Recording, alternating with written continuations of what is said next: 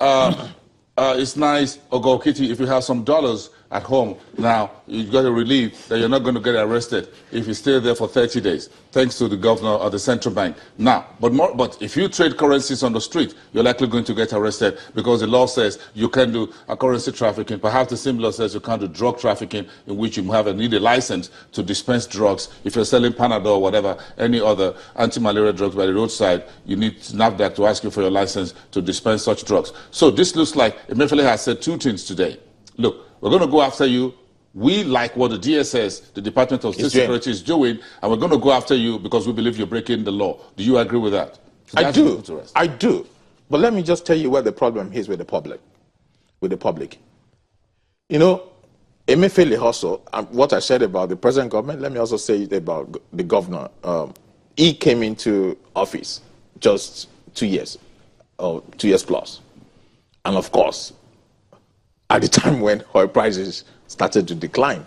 So any form of enforcement, like the one that's being carried out now, will be misread by the public. It will be seen as it is because we do not have enough dollars. The point I'm trying to make is that all these enforcements are better when there is sufficient supply. But he doesn't have the luxury of that. What I'm trying to say is that 4 years ago, when dollar was no problem, people were selling on the street. Do you get my point?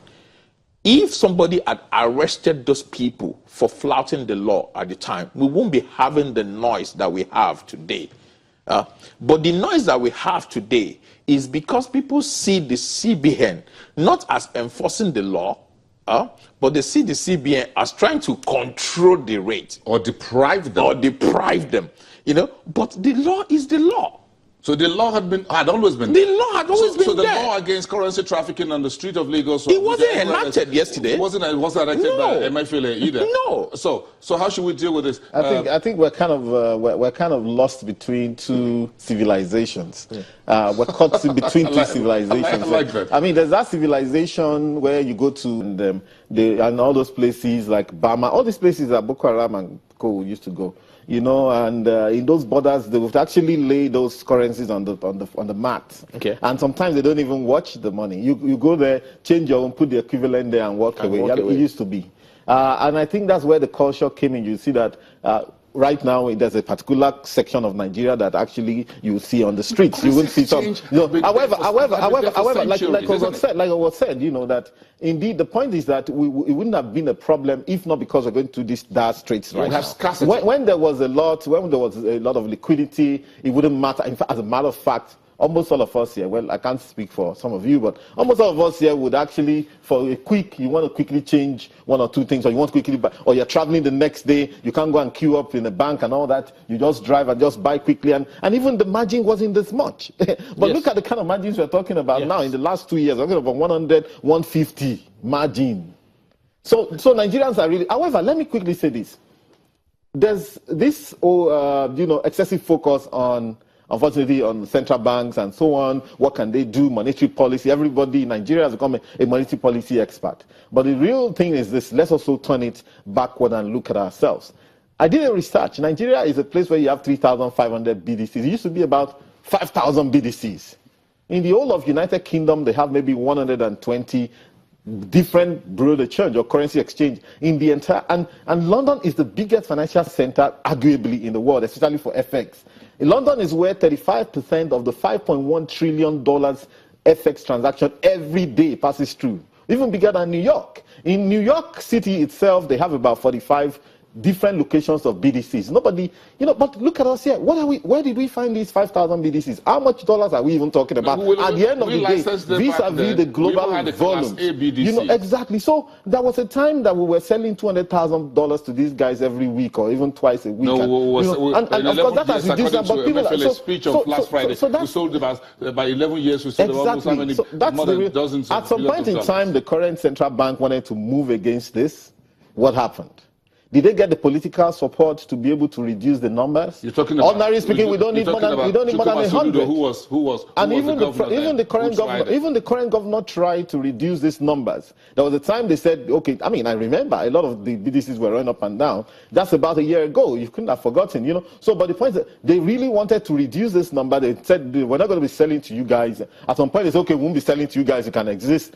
And now the point is that they've been pushed to the wall. I mean, there's this fixation of Nigerians with dollars.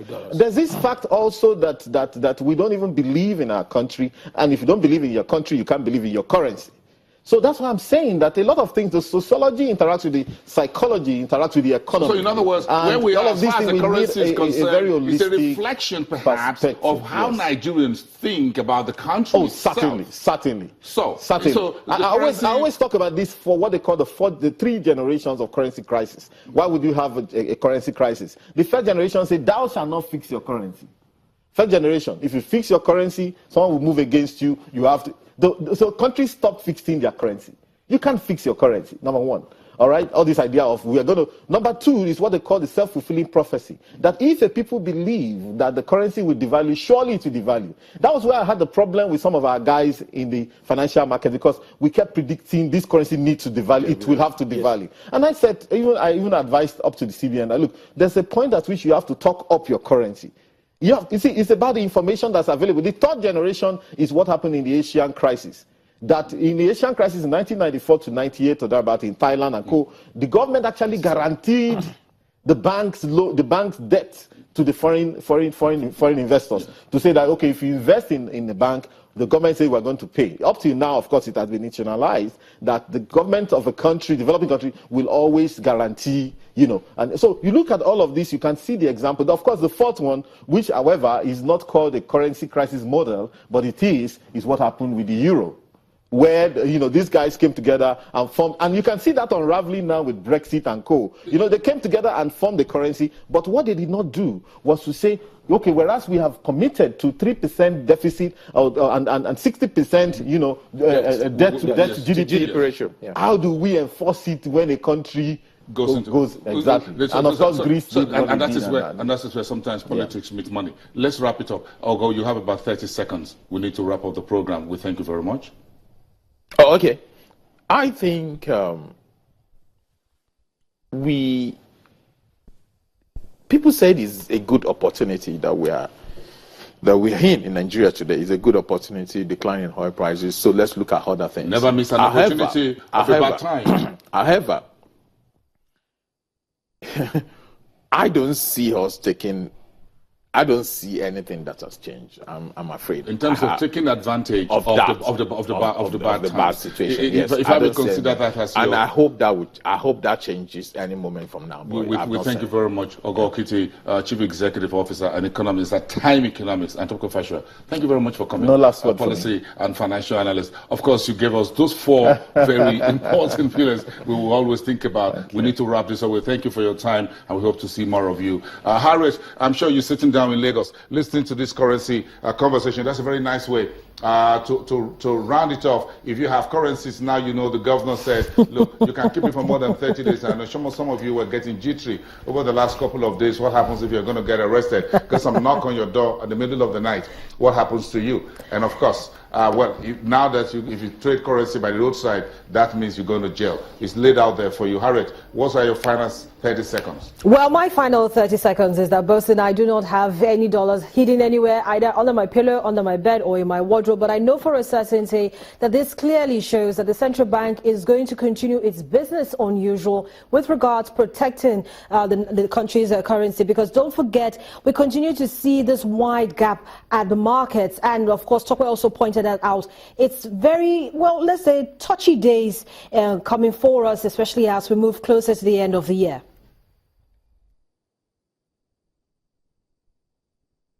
Yes, thank you very much, Harry. I guess we'll leave it there for now. But you didn't mention whether you have dollars in your domiciliary account. We understand that.